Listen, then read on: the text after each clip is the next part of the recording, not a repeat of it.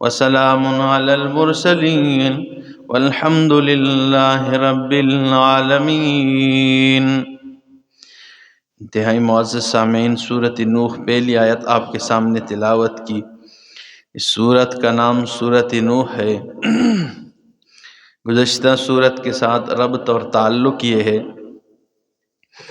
کہ گزشتہ سورت کی آیت نمبر 33 میں فرمایا والذین ہم بشہاداتہم قائمون، وہ لوگ جو اپنی گواہیوں پر قائم رہنے والے ہیں۔ تو گواہیوں میں سب سے بڑی گواہی اللہ کی توحید کی گواہی ہے، اور اس پہ قرآن شاہد ہے۔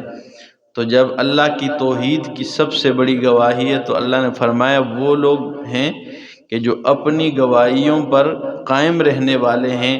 تو سورۃ نوح کا اس کے ساتھ ربط یہ ہے کہ سورۃ نوح میں پھر اللہ نے بتا دیا کہ جس طرح حضرت نوح علیہ السلام اس گواہی پر پکے رہے کہ 950 سال تو گزر گئے لیکن اس کے پائے استقلال میں جنبش تک بھی نہ آئی، تو یہ چیز اس طرح پھر پکے رہنا جیسے حضرت نوح رہے ہیں علیہ السلام۔ دوسرا ربط یہ ہے کہ اس سورت کے آیت نمبر 36 میں فرمایا فَمَا لِلَّذِينَ كَفَرُوا قِبَلَكَ مُهْطِعِينَ، ان کافروں کو کیا ہو گیا ہے قِبَلَكَ مُهْطِعِينَ کہ یہ آپ کی طرف دوڑے چلے آتے ہیں۔ تو اس صورت میں فرمایا کہ حضرت نوح علیہ السلام جیسے حضرت نوح علیہ السلام کی دعوت سن کے یہ کافر دوڑتے تھے، اس طرح یہ بھی دوڑ رہے ہیں۔ اللہ اکبر کبیرہ۔ تو اور اس صورت کا جو دعویٰ ہے وہ یہ ہے تخویف دنیاوی تخصیص فی تبلیغ بواقع حضرت نوح علیہ السلام۔ خلاصہ اس صورت کا کہ صورت میں نوح علیہ السلام کے تفصیلی واقعے کے ذریعے تخصیص فی تبلیغ اور منکرین کے لیے دنیا میں عذاب آنے کا نمونہ اور نبی کریم صلی اللہ علیہ وسلم کو تسلی ہے، اور تبلیغ کا طریقہ بھی بیان کیا گیا ہے۔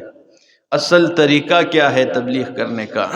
تو فرمایا اِنَّا أَرْسَلْنَا نُوحًا إِلَىٰ قَوْمِهِ، بے شک ہم نے بھیجا نوح علیہ السلام کو اس کی قوم کی طرف، ان انذر قومک، یہ کہ ڈرائے اپنی قوم کو، من قبل، اس سے پہلے، ان یأتیہم عذاب علیم، یہ کہ ان کے پاس دردناک قسم کا عذاب آ جائے۔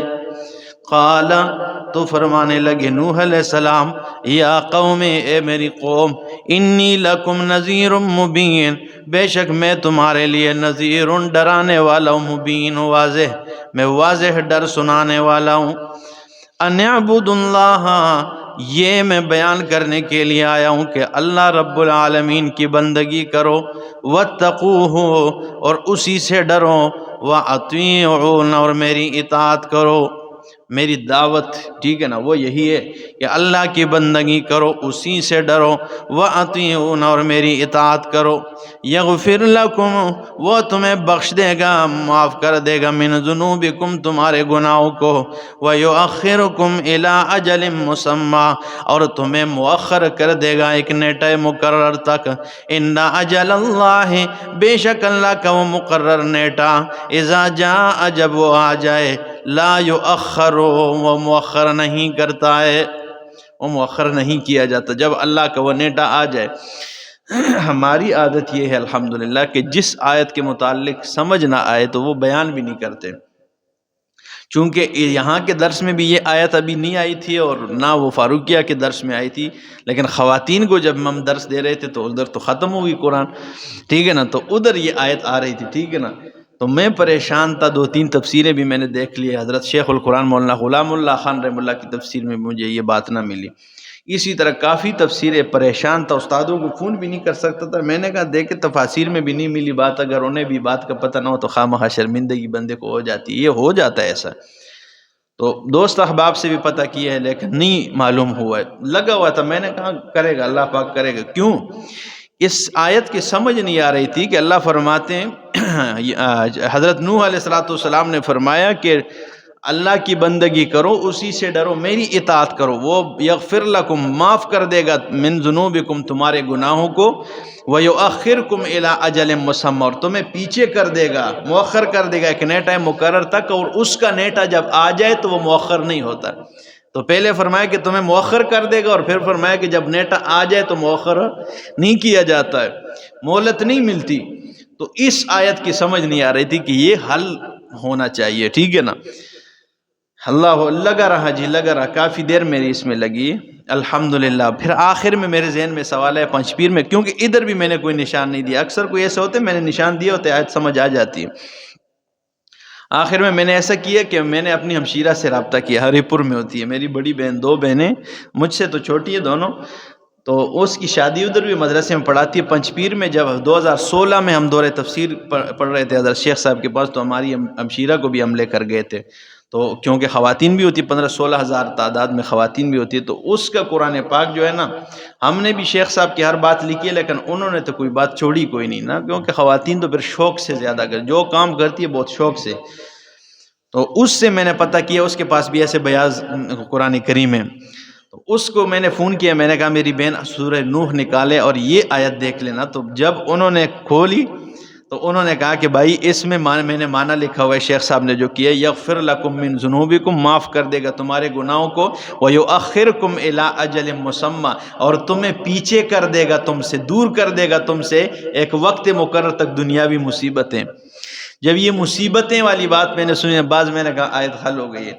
معنی یہ ہے کہ تم اللہ کی عبادت کرو، اسی سے ڈرو اور میری اطاعت کرو، اللہ تمہارے گناہوں کو معاف کر دے گا، اور تمہارے جو موت کا نیٹہ مقرر ہے اس وقت تک تم سے مصیبتوں کو دور کر دے گا، یعنی موت تک تمہاری جو زندگی گزرے گی وہ خوشحال زندگی گزر جائے گی، ورنہ جو موت کا فیصلہ اذا جاء اجل ان اجل اللہ، بے شک اللہ کا جو نیٹہ مقرر ہے اذا جاء، جب وہ آ جائے تو لا یؤخر، وہ پھر مؤخر نہیں ہوتا ہے کہ تمہیں پھر مہلت مل جائے اور وقت مل جائے۔ یہ جو مصیبتیں میں نے لفظ سنے نا، مجھے اتنی خوشی ہوئی ہے کہ چلو آیت حل ہو گئی کہ بھئی یہ کیسا مطلب ہے کہ تمہیں مؤخر کر دیتا ہے وہ ایک وقت مقرر تک، اور جب وہ آ جائے تو مؤخر نہیں ہوتا ہے۔ تو اس کا مطلب یہ ہے کہ اللہ دنیا میں مصیبتیں آتی ہیں نا، اور بعض مصیبتیں سے بندہ ذلیل ہو جاتا ہے، رسوا ہو جاتا ہے، تو اللہ تم سے ذلیل اور رسوا ہونے والی مصیبتیں دور کر دے گا جب تم خالص اس کی بندگی کرو گے، اس سے ڈرو گے اور نبی کی اطاعت کرو گے۔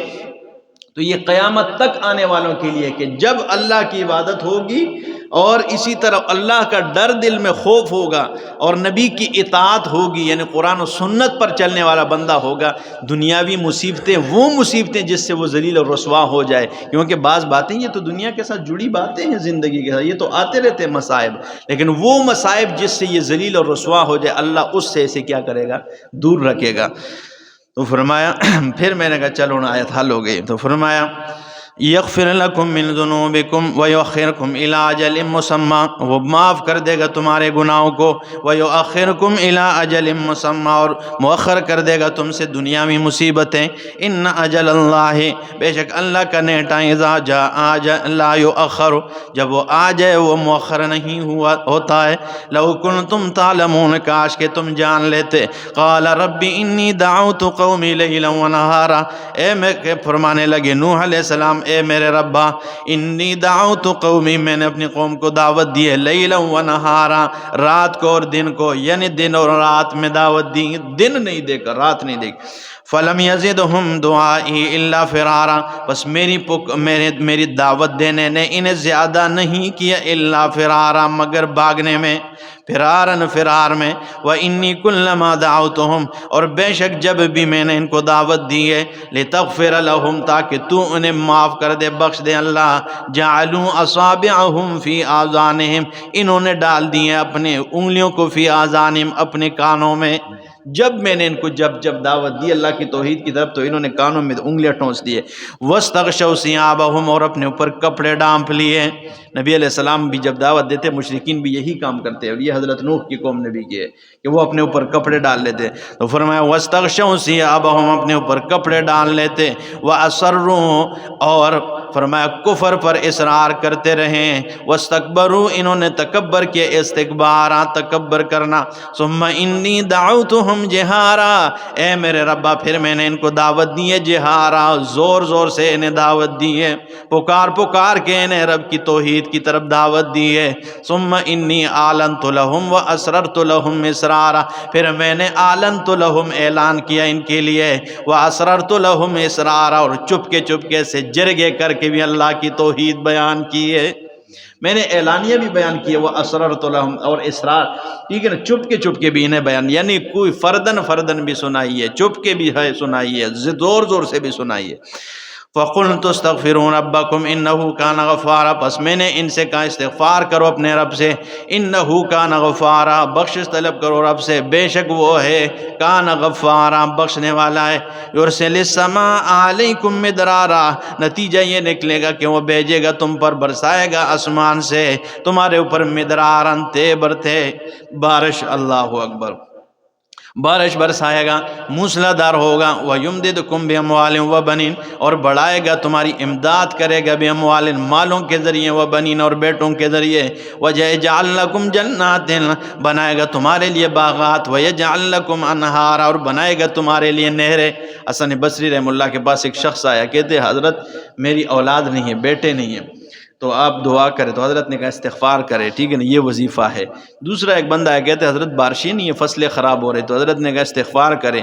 ایک اور شخص نے کہا کہ حضرت مجھے ایک وظیفہ چاہیے کہ مجھے مال میں جو ہے نا ہاتھ نہیں کھل رہا ہے، کاروبار نہیں چل رہا ہے، حضرت نے کہا آپ استغفار کریں۔ تو پہلے دو نے کہا حضرت ہماری سب کی تینوں کے مطالبات الگ الگ، اور وظیفہ آپ نے ایک ہی دیے کہ استغفار کریں، تو انہوں نے کہا آپ نے سورہ نوح نہیں پڑھی؟ سورہ نوح میں اللہ نے فرمایا فَقُلْتُ اسْتَغْفِرُوا رَبَّكُمْ إِنَّهُ كَانَ غَفَّارًا، حضرت نوح علیہ السلام فرماتے ہیں میں نے کہا استغفار طلب کرو، استغفار کرو، بے شک وہ بخشنے والا ہے، يُرْسِلِ السَّمَاءَ عَلَيْكُمْ مِدْرَارًا، بارش برسائے گا تمہارے اوپر، وَيُمْدِدْكُمْ بِأَمْوَالٍ، مال بھی زیادہ کرے گا، بڑھائے گا، وَبَنِينَ، اور بیٹے بھی عطا کرے گا، وَيَجْعَلْ لَكُمْ جَنَّاتٍ وَيَجْعَلْ لَكُمْ أَنْهَارًا، بنائے گا تمہارے لیے باغات اور بنائے گا تمہارے لیے نہریں۔ مَا لَكُمْ لَا تَرْجُونَ لِلَّهِ وَقَارًا، کیا ہے تمہیں کہ تم امید نہیں رکھتے ہو، عقیدہ نہیں رکھتے ہو اللہ کے لیے عزت کا، وَقَدْ خَلَقَكُمْ أَطْوَارًا، اور اس نے تمہیں پیدا کیا مختلف شکلوں میں، أَلَمْ تَرَوْا كَيْفَ خَلَقَ اللَّهُ سَبْعَ سَمَاوَاتٍ طِبَاقًا، کیا نہیں دیکھتے ہو کس طرح اللہ نے پیدا کیا سبع سماوات، 7 آسمانوں کو، طباقاً، اوپر نیچے، وَجَعَلَ الْقَمَرَ فِيهِنَّ نُورًا، اور بنایا اس میں چاند کو نوراً، روشن بنایا ہے، وَجَعَلَ الشَّمْسَ سِرَاجًا، اور سورج کو بنایا سراجاً، روشن بنایا، چراغ بنایا ہے، سورج اور چاند کو کس طرح، ٹھیک ہے نا، واللہ انبتکم، اور اللہ نے تمہیں پیدا کیا، من الارض، زمین سے، نباتن، پیدا کرنا، اگایا ہے، اگانا، ثم یعیدکم فیہا، پھر تمہیں لٹائے گا اس زمین میں، ویخرجکم اخراجا، اور نکالے گا تمہیں اخراجا، نکالنا، واللہ جعل لکم الارض بساطا، اور اللہ نے بنایا تمہارے لیے زمین کو بساطن، بچھونا بنایا ہے، لتسلکوا منہا سبلا فجاجا، تاکہ تم چلو اس زمین پر، سبلا فجاجا، کھلے راستوں میں۔